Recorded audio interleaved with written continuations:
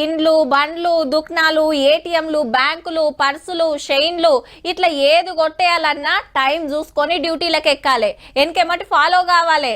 కానీ గది మాత్రం అట్లా కాదుల్లా. ఏడికోవాల్సిన పని లేదు, ఎక్కువ కష్టపడాల్సిన అవసరం లేదు. చల్లగా ఏసీలో కూసున్న కాంచెలే కమాయించవచ్చు.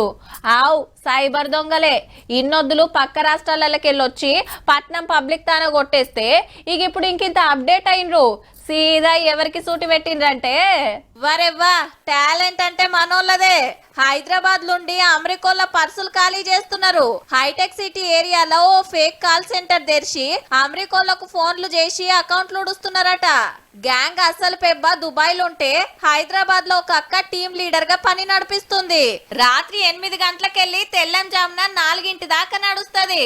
ఎందుకంటే ఈడ రాత్రి టైం అంటే అమెరికోళ్లకు పగలన్నట్టు.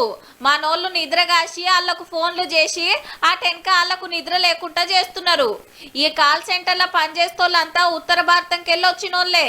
మంచిగా ఇంగ్లీష్ మాట్లాడు వచ్చిన వాళ్ళని తీసుకొని తెల్లోళ్ళని పరిచయం చేస్తున్నారు. గది ఎట్లా అంటే that they were impersonating as customer care executive of PayPal. PayPal is an American based payment gateway. They were sending either phishing emails or making fake calls. గదన్నట్టు అకౌంట్లకు వెళ్ళి పైకం కట్ అయినట్టు ఉత్తుత్తి మెసేజ్లు పంపి బ్యాంక్ వెళ్ళి ఫోన్ చేస్తున్నట్టు నమ్మించి అకౌంట్ వివరాలు మొత్తం గుంజుతున్నారు. ఆ టెన్క పైకం ఊడుస్తున్నారు. ఇంట్లో పనిచేస్తోళ్ళు ఒక్కరు రోజుకు 60 ఫోన్లు చేయాలని టార్గెట్ పెట్టిండ్రట. ఇప్పటికీ తెల్లోళ్ళ దగ్గర ఎన్ని కోట్ల డాలర్లు గుంజిండ్రో గాని మన పోలీసులకు మతలబ్ తెలిసి 63 మందిని అరెస్ట్ చేసిండ్రు. వెనక మళ్ళా అస్సలోళ్ళు ఇంకా దొరకలే. కానీ అమెరికోళ్ళంటే తెలివిలా దునియా దేశాలకే పెద్దన్న లెక్క.